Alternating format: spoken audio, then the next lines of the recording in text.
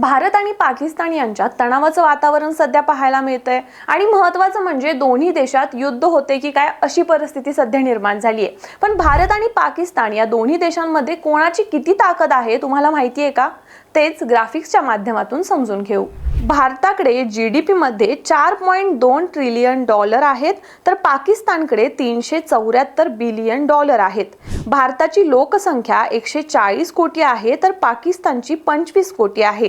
भारताकडे defence budget 77 trillion dollar आहे, तर पाकिस्तानकडे 7.6 बिलियन डॉलर आहे।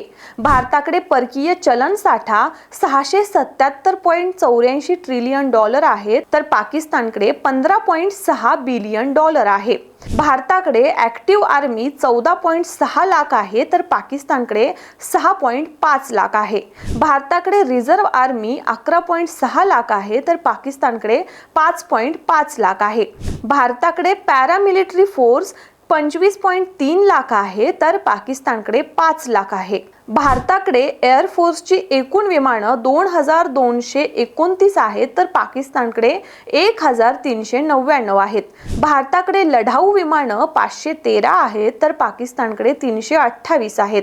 भारताकडे हेलिकॉप्टर्स 899 आहेत, तर पाकिस्तानकडे 373 आहेत। भारताकडे लढाऊ हेलिकॉप्टर्स 80 आहेत, तर पाकिस्तानकडे 57 आहेत।